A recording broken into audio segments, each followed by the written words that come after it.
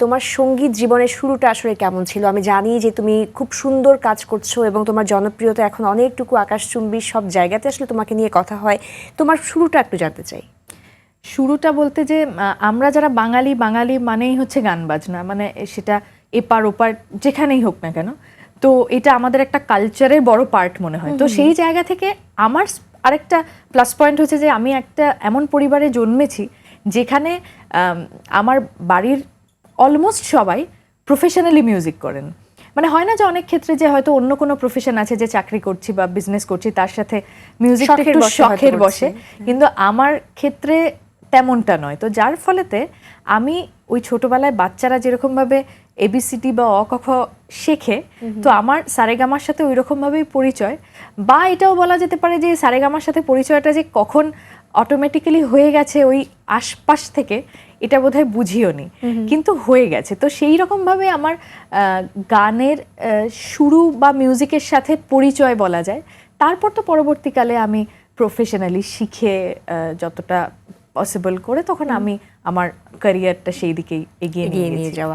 যতটুকু আমি জানি তোমার কিন্তু ক্যারিয়ারটা এই জায়গায় ধাবিত করার ইচ্ছা প্রথমে ছিল না। এক্স্যাক্টলি, আমার ইচ্ছে ছিল আসলে, এটা আমার একদম নিজের ইচ্ছে, যে আমি হঠাৎ করে আমার যখন একটা সার্টেন পড়াশোনার পর আমার খুব ইচ্ছে ছিল যে আমি এয়ার হোস্টেস হব, তার ভালো বাংলা মেঘবালিকা হব। কিন্তু আমার মানে আমার মা বাবা খুবই আমার সাথে ফ্রেন্ডলি, কিন্তু আমার বাবা সামহাও এই বিষয়ে খুবই নারাজ ছিল যে না, এটা হবেই না, তো গানই গাইতে হবে। তো আমার বাবা আমার সেই মেঘবালিকা হবার ইচ্ছাটাকে প্রায় সমূলে উচ্ছেদ করে আমাকে মিউজিকের দিকে খানিকটা টার্ন করিয়েছেন, এবং বাকিটা তো অবশ্যই আমারও কোথাও সুপ্ত ইচ্ছা হয়তো ওইটাই ছিল, ওই জন্য আমিও সেটাকে এগিয়ে নিয়ে যেতে পেরেছি। এবং মানে ওই মেঘবালিকাদের দেখা হয় এখন বিভিন্ন দেশে যাতায়াতের জন্য গানের। এই যে তুমি সুরের পাখি হয়ে উড়ে বেড়াচ্ছ, মেঘবালিকাদেরকে সেভাবে করে দেখছো, কিন্তু সেই প্রফেশনে হয়তো তুমি নেই। তুমি তোমার নিজেকে এখন কিভাবে দেখো?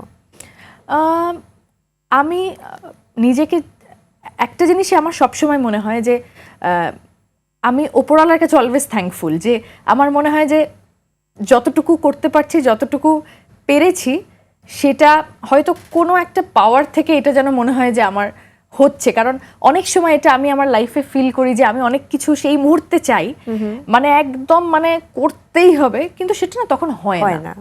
কিন্তু তারপর সামহাও এমনভাবে হয়ে যায় যে যেটা খুব মিরাকুলাসলি হয়, এবং আমি কোনোই এফর্ট দিতে হয় না যখন সেগুলো হতে থাকে।